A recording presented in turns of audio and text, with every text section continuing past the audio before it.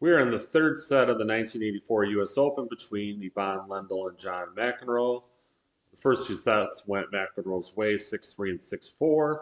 In each set, McEnroe broke Lendl once and held his serve throughout. So we moved on to the third set, and as I mentioned in the last video, this was the point where McEnroe was up to Love and Roland Garros earlier in the year, where he lost one of the only two matches he had lost to that point in the year. There was much reference made to the French Open during the match. I know Tony Trabert was there because he was on the NBC broadcast a few times. So they kept bringing it up, but as it came to pass, it would not be repeated. This third set was probably one of the best sets that McEnroe ever played in his career on such a big stage at a Grand Slam final. He It was fun in the first game that he won.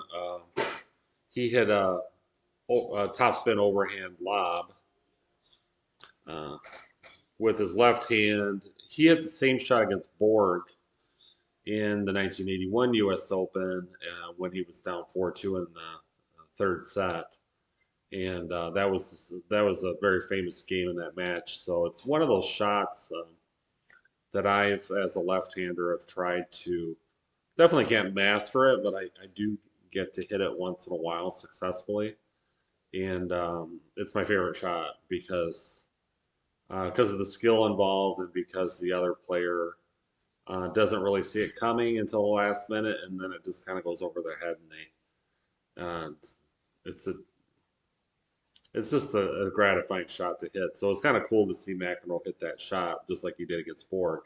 A couple games later, Lendl also hit a really cool lob too. And that's something I've noticed about Lendl that I forgot over the years is that he can hit some really good lob shots too.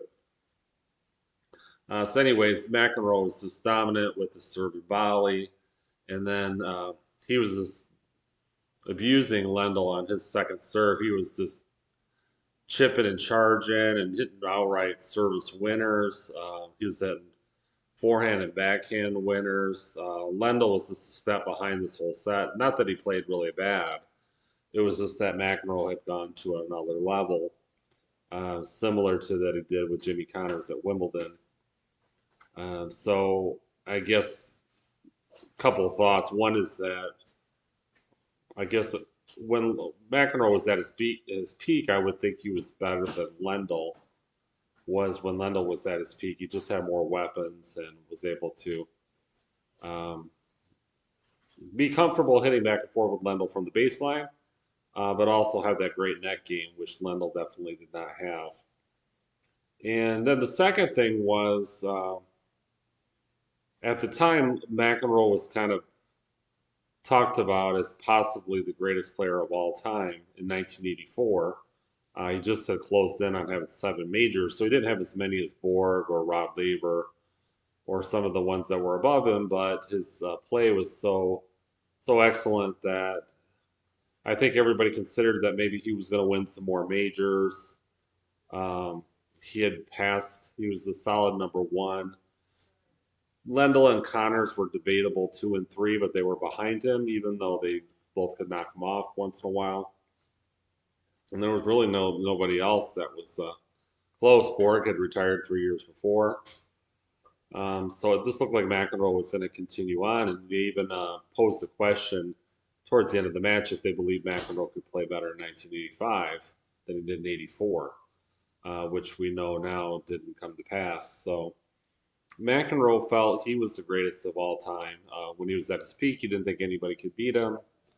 The game had really never seen anybody with this much artistry and skill at um, volleying, the dominant serve, the touch at the net. It was all there, and it's just fun to watch because at this moment in time, this was his last Grand Slam win. He played one more Grand Slam final the next year with Lendl and lost, and then made a few semifinals later in his career, but never made it to the finals. And by the end, when he was losing to Lendl and Sampras and Agassi, you could kind of see the game had passed him by. with the racket technology and the power.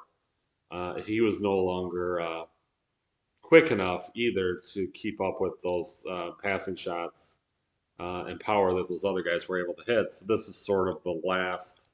I mean, McEnroe had a lot of great matches from here on in, but in a major title, a major final, Grand Slam final, this is his last hurrah, so to speak. Um, and it was fun to watch because he was just as dominant as he ever could be in that on that third set. In fact, when he was up 3-love, he was up 2 breaks, and this was like make or break for Lendl. He was going to have to get a break again, and McEnroe hit 2 aces right off the bat on the first 2 points to get up towards getting to 4-love. So kudos to John McEnroe. Oh, one other thing too that they mentioned was Tony Trabert had said towards the end of the match that sometimes these matches that are on paper are one-sided are not considered great matches. The great matches are considered the ones between great players that have a close result. But he said, and I firmly believe this too, and that's why I put this as one of the matches, that even a match like McEnroe had against Connors at Wimbledon in '84, against Lendl and the US Open in '84, they're also great matches because you're seeing some great tennis from one great player playing another one, even though it's a lopsided score. It's still great to watch, like they said, if you know what you're looking for. And seeing McEnroe hit all these winners, especially in the third set, it's great tennis. So it's fun to watch, and I think everybody that takes a minute to enjoy it will appreciate this match. So not sure what I'm going to do for the next match, but happy to wrap this one up and start another match soon. Uh, Look forward to the next one.